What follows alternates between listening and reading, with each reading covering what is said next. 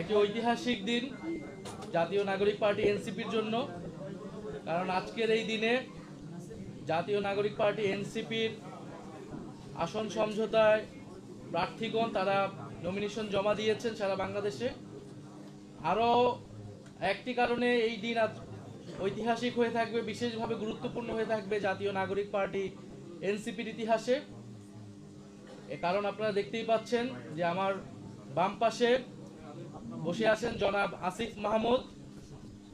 আসিফ মাহমুদ সজীব ভুঁইয়া, জুলাই গণ অভ্যুত্থানের সম্মুখ সারির যোদ্ধা, অন্যতম কাণ্ডারি, যিনি অসীম সাহসিকতার সাথে সেই গণ অভ্যুত্থানের সময়গুলোতে লড়াই করেছেন। মার্চ টু ঢাকা আসার কর্মসূচি যার মুখ থেকে ঘোষণা হয়েছিল এবং এই গণ অভ্যুত্থান পূর্ববর্তী সময়েও বিশ্ববিদ্যালয় জীবনে যিনি ফ্যাসিবাদের বিরুদ্ধে ছাত্রদের পক্ষে সবসময় লড়াই করেছিলেন। গণ অভ্যুত্থান পরবর্তী সময়ে অন্তর্বর্তীকালীন সরকারের দুটি অত্যন্ত গুরুত্বপূর্ণ মন্ত্রণালয় তিনি অত্যন্ত দক্ষতার সাথে এবং সফলতার সাথে পালন করেছেন। গণ অভ্যুত্থানের আকাঙ্ক্ষা বাস্তবায়নে সরকারের ভিতর থেকে চেষ্টা করেছেন। উনি পদত্যাগ করেছেন সরকার থেকে। আজকে আনুষ্ঠানিকভাবে জনাব আসিফ মাহমুদ সজীব ভুঁইয়া জাতীয় নাগরিক পার্টি এনসিপিতে যোগদান করলেন। আমরা তাকে স্বাগত জানাচ্ছি, অভিনন্দন জানাচ্ছি।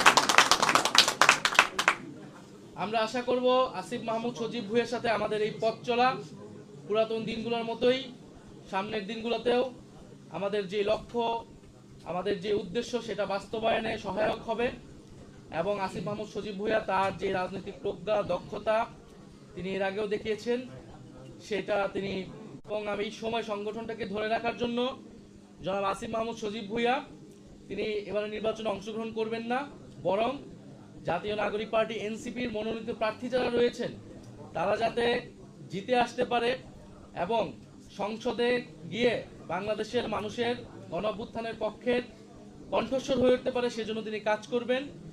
এবং এ কারণে জনাব আসিফ মাহমুদ সজীব ভুঁইয়াকে আমাদের জাতীয় নাগরিক পার্টি এনসিপির যে নির্বাচন পরিচালনা কমিটি সেটার প্রধান হিসেবে দায়িত্ব দেওয়া হয়েছে। আমাদের যে নির্বাচন পরিচালনা কমিটিটি হয়েছিল, যেটার প্রধান নাসিরউদ্দিন পাটোয়ারি ছিলেন, যেহেতু তিনি নির্বাচনে অংশগ্রহণ করবেন, তিনি দায়িত্বটি ছেড়ে দিয়েছেন, এই গুরু দায়িত্ব নেবেন এবং নির্বাচনকে তিনি নেতৃত্ব দিবেন দলের পক্ষ থেকে।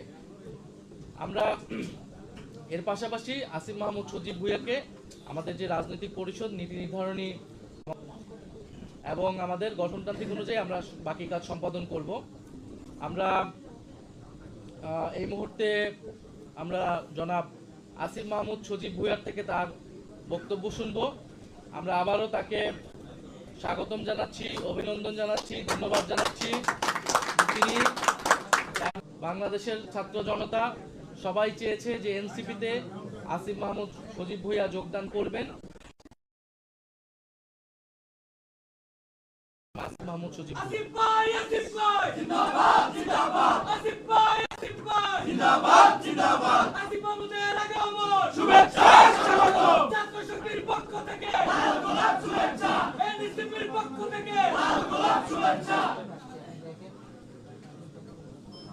উপস্থিত জাতীয় নাগরিক পার্টি অঙ্গ এবং সহযোগী সংগঠনের নেতৃবৃন্দ এবং যারা আমার সামনে আছেন, আমাদের সাংবাদিক বন্ধুগণ, আপনাদের সকলকে শুভ অপরাহ্ন এবং আসসালামু আলাইকুম।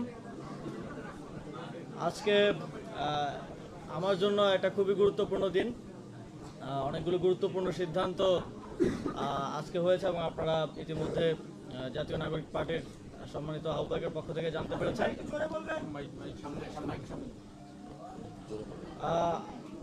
আপনারা জানেন 2024 সালের গণঅভ্যুত্থানে আমাদের প্রায় 1400 সহযোদ্ধা শহীদ হয়েছেন, আহত হয়েছেন প্রায় 30,000-এরও অধিক সহযোদ্ধা। বাংলাদেশের ইতিহাসে অত্যন্ত গুরুত্বপূর্ণ একটি ঘটনা হয়ে থাকবে এই গণঅভ্যুত্থান, যে গণঅভ্যুত্থানের মধ্য দিয়ে একটা দীর্ঘ ফ্যাসিবাদী শাসনের পতন হয়েছে এবং তারপর আমরা নতুন বাংলাদেশ বিনির্মাণের যেই পথ চলা, সেই পথ চলায় অগ্রসর হচ্ছি। গত গণঅভ্যুত্থানের পরের সময়টা, এই ট্রানজিশন পিরিয়ড বাংলাদেশের জন্য খুবই গুরুত্বপূর্ণ এবং সামনে জাতীয় নির্বাচনও সমানভাবে গুরুত্বপূর্ণ।